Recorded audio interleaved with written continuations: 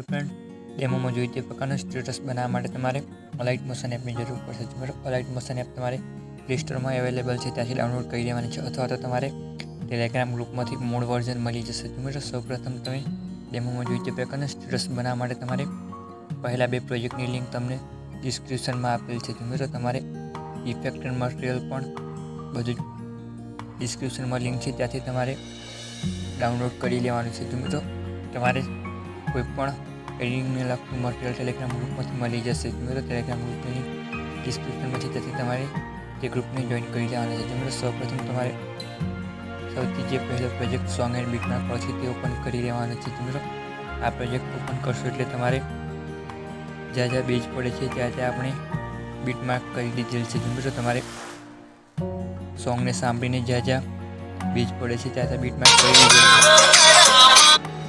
આ રીતના તમારે જ્યાં જ્યાં બેઝ પડે છે ત્યાં ત્યાં બીટમાર્ક કરી દેવાની છે. મિત્રો સૌપ્રથમ તમારે એક પીએનજી સિલેક્ટ કરવાના છે. મિત્રો પીએનજી સિલેક્ટ કરવા માટે નીચે તરફ પ્લસ પર ક્લિક કરી દેવાનું છે, ત્યારબાદ મીડિયાવાળા ઓપ્શનમાં જતું રહેવાનું છે. મિત્રો ત્યારબાદ તમારે આવી રીતના જે ઓપ્શન છે તેની પર ક્લિક કરી દેવાનું છે.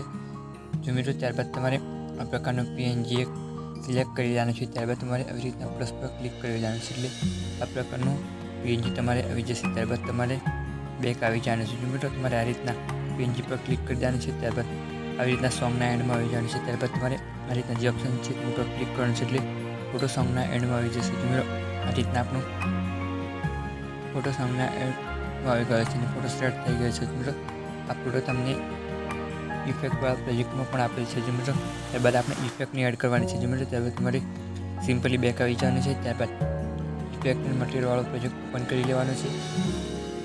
મિત્રો ત્યારબાદ આપણે આ રીતના જે ઇફેક્ટ છે તેની પર ક્લિક કરી દેવાનું છે, ત્યારબાદ આ રીતના પ્લસવાળા નિશાન પર ક્લિક કરી દેવાનું છે અને કોપી લેયર કરવાનું છે, એટલે આ ઇફેક્ટ કોપી થઈ જશે. ત્યારબાદ સિમ્પલી બેક આવી જવાનું છે. ત્યારબાદ આપણે જે પ્રોજેક્ટ એડિટ કરતા હતા તે પ્રોજેક્ટમાં આવી જવાનું છે. ત્યારબાદ આ રીતના પ્લસ પર ક્લિક કરી પેસ્ટ લેયર કરવાનું છે, એટલે આ રીતના આપણે ઇફેક્ટ એડ થઈ જશે. મિત્રો ત્યારબાદ આપણે એક અલગ પ્રકારની ઇફેક્ટ એડ કરવાની છે. મિત્રો ત્યારબાદ આપણે સિમ્પલી બેક આવવાનું છે, ત્યારબાદ જે પ્રોજેક્ટ એડિટ કરતા હતા તે પ્રોજેક્ટમાં આવી જવાનું છે.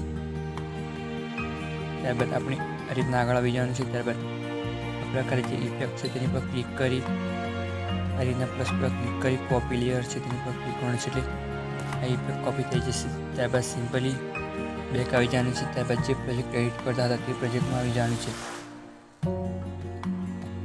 મિત્રો જ્યાં જ્યાં બેઝ પડે છે ત્યાં ત્યાં બીટમાર્ક કરી દેલ છે. મિત્રો આ રીતના આપણે બીટમાર્ક પર આવી જવાનું છે, ત્યારબાદ આ રીતના પેસ્ટ ક્લિયર કરી લેવાનું છે. મિત્રો આ રીતના આપણે ઇફેક્ટને એડ કરી દેવાની છે. મિત્રો જ્યાં જ્યાં બીટમાર્ક કરેલ છે તેની પર આવી જવાનું છે, ત્યારબાદ આપણે ઇફેક્ટને આવી રીતના એડ કરી લેવાની છે.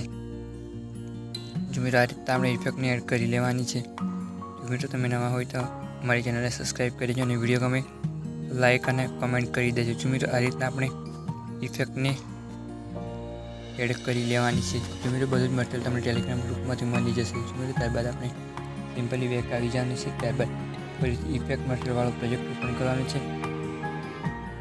ત્યારબાદ આ રીતના સૌથી જે પહેલાં વિડીયો ઇફેક્ટ આપે છે તેની પર ક્લિક કરી દેવાનું છે. ત્યારબાદ આ રીતના પ્લસ પર ક્લિક કરી કોપી લેયર છે તેની પર ક્લિક કરવાનું છે. ત્યારબાદ આ ઇફેક્ટ કોપી થઈ જશે. ત્યારબાદ સિમ્પલી બેક આવી જવાનું છે. મિત્રો ત્યારબાદ આપણે જે પ્રોજેક્ટ એડિટ કરતા હતા તે પ્રોજેક્ટમાં આવી જવાનું છે. ત્યારબાદ આ રીતના પ્લસ પર ક્લિક કરી પેસ્ટ ક્લિયર કરવાનું છે, એટલે આ રીતના આપણે વિડીયો ઇફેક્ટ એડ થઈ જશે. મિત્રો આપણું સ્ટેટસ બનીને રેડી થઈ ગયું છે. જો મિત્રો તમને આ પ્રકારનું એડિટિંગ ગમ્યું હોય તો અમારી ચેનલને સબસ્ક્રાઈબ કરી દેજો અને લાઇક અને કમેન્ટ કરી દેજો. ત્યારબાદ આપણે સ્ટેટસને સેવ કરવા માટે ઉપરની તરફ જે એરો આપી છે તેની પર ક્લિક કરી દેવાની છે. ત્યારબાદ વિડીયોની નીચે 1080p ની જગ્યાએ 720 HD કરી દેવાની છે. ત્યારબાદ એક્સપોર્ટ કરી